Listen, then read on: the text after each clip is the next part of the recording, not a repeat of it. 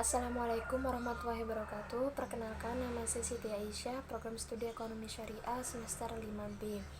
Yang terhormat kepada Bapak Farid Ardiansa, SEMM, selaku dosen pengampu mata kuliah manajemen koperasi dan UKM.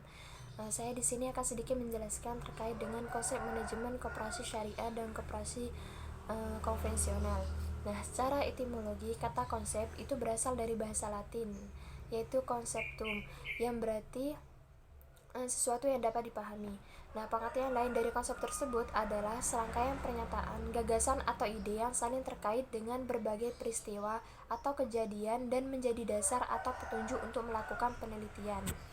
Nah, sedangkan manajemen itu adalah proses perencanaan, pengorganisasian, pengarahan, dan pengawasan usaha-usaha para anggota organisasi dan penggunaan sumber daya organisasi lainnya agar mencapai tujuan organisasi yang telah ditetapkan. Nah, semua organisasi, baik formal maupun informal, itu membutuhkan adanya fungsi manajemen. Sebab tanpa manajemen yang baik, maka tujuan organisasi itu tidak akan tercapai secara efisien. Maka dari itu, selain dalam pencapaian tujuan organisasi, itu sering ada berbagai hal yang bertentangan dengan kepentingan pribadi beberapa anggota, atau bahkan ada berbagai pihak yang mempunyai kepentingan yang saling bertentangan.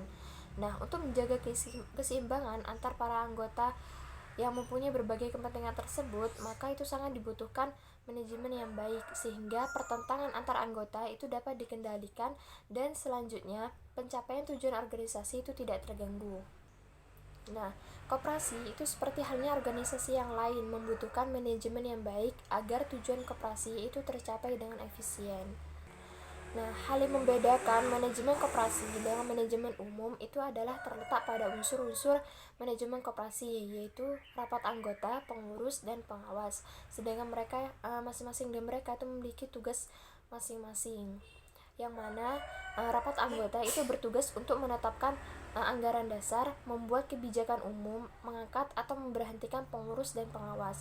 Sedangkan pengurus koperasi itu tugasnya memimpin koperasi dan usaha koperasi, sedangkan pengawas tugasnya itu mengawasi jalannya koperasi. Nah, koperasi syariah itu memiliki aturan yang sama dengan koperasi umum.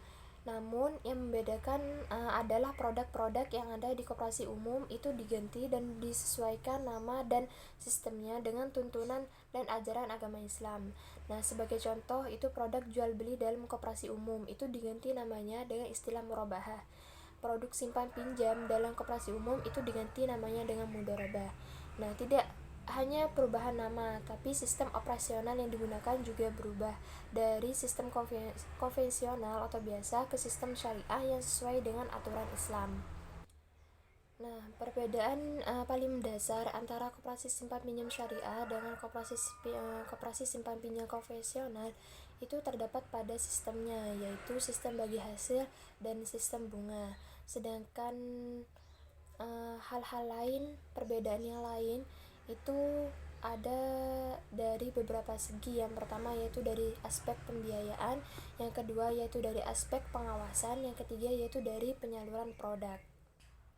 Nah, yang pertama yaitu aspek pembiayaan. Nah, itu di koperasi konvensional itu aspek pembiayaannya itu memberikan bunga pada setiap anggota yang melakukan pembiayaan sebagai keuntungan koperasi. Sedangkan pada koperasi syariah itu menggunakan bagi hasil. Nah, bagi hasil itu adalah cara yang diambil untuk melayani para anggota koperasi yang melakukan pembiayaan. Kemudian yang kedua dari aspek pengawasan. Nah, pada koperasi konvensional, yang mengawasi operasional atau kinerja dari koperasi itu hanyalah pengurus dan badan pengawas dari koperasi. Sedangkan pada koperasi syariah itu tidak hanya diawasi oleh pengurus atau badan pengawas. Koperasi syariah itu juga diawasi oleh pengawas syariah, yaitu Dewan Pengawas Syariah. Kemudian yang kelima yaitu dari segi penyaluran produk. Nah, koperasi konvensional itu memberlakukan sistem kredit barang atau uang pada penyaluran produknya. Maksudnya di sini yaitu koperasi tidak tahu menahu apakah uang atau barang yang sudah diberikan dan dipergunakan untuk usaha itu mengalami kerugian atau tidak. Nah, anggota itu tetap harus membayar pokok dan bunga yang sudah ditetapkan koperasi. Sedangkan pada koperasi syariah itu berbeda. Pada koperasi syariah itu tidak mengkreditkan barang-barangnya, melainkan menjualnya secara tunai. Maka transaksi jual beli atau yang dikenal dengan murabahah. Nah, uang atau barang yang dipinjamkan kepada anggota itu tidak akan dikenakan bunga, melainkan bagi hasil. Sehingga nantinya jika anggota mengalami kerugian, itu koperasi pun mendapatkan pengurangan. Mungkin itu saja yang bisa saya sampaikan, kurang lebihnya mohon maaf. Wassalamualaikum warahmatullahi wabarakatuh.